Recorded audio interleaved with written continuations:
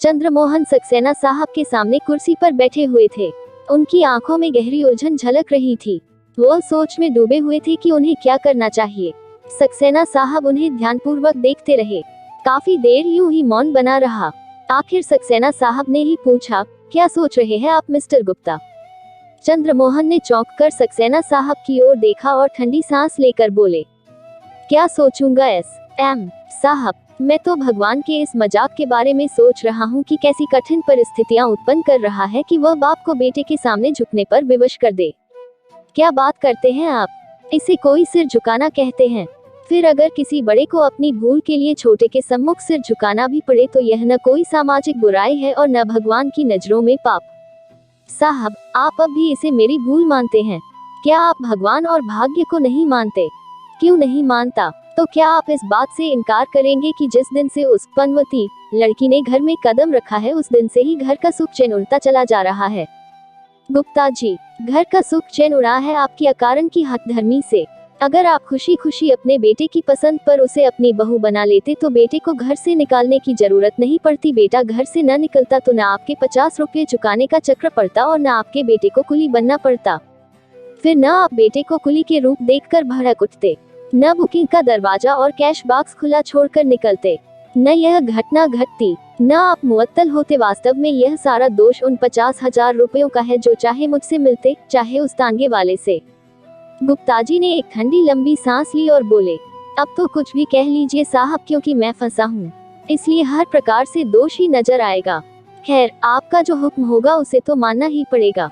सक्सेना साहब ने कुर्सी की पीठ से टेक लगाए और बोले, देखिए गुप्ताजी, मैं कोई भी फैसला आपके ऊपर बलपूर्वक लादना नहीं चाहता। मेरे हाथों में जो कुछ था वह मैंने कर दिया। ...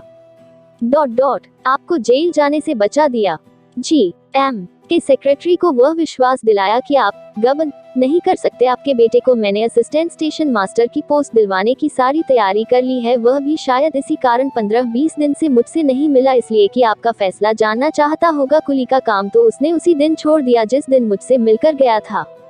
उस दिन अगर आप उसकी बातें सुन लेते तो शायद आपका भी मन पिघल जाता। सचमुच आज भी उसके मन में आपके प्रति कितना मान है, कितना प्यार है, इसका अनुमान आप नहीं लगा सकते जब आप उसे गले नहीं लगा लेते। फिर भी अभी फैसले में कई दिन हैं, आप अच्छी तरह सोच समझ लीजिए। गुप्ताजी कुछ नहीं बोले। वो उठने लगे तो सक्सेना साहब ने कहा, बस इतना याद रखिए कि आपको किसी में कोई सजा नहीं होने दूंगा, मगर आपकी मुअत्तली और बहाली की समस्या तभी हल होगी जब आप अपने बेटे को गले से लगाकर उस निर्दोष लड़की को मन से बहू स्वीकार करके उससे बड़ों सा स्नेहमयी व्यवहार करने लगेंगे। उसे पिंजरे की बहू नहीं बनाए रखेंगे। चाहे आप इसे मेरी हठी क्यों न समझ ले, वैसे शायद आप स्वयं ही समझते हैं कि मुझे न आपसे कोई दुश्मनी है और न आज तक मैंने आपकी बहू या उसके बाप को देखा ही है। चंद्रमोहन चुपचाप उठकर बाहर निकल आए। ऐसा लग रहा था जैसे सक्सेना साहब की बात उनका मन स्वीकार न कर रहा हो, लेकिन वह उसे मानने पर मजबूर थे। मुरलीधर को बार बार जोर से खांसी उठती। वह सड़क पर बलगम थूकते और फिर घोड़े पर चाबुक बरसाना शुरू कर देते।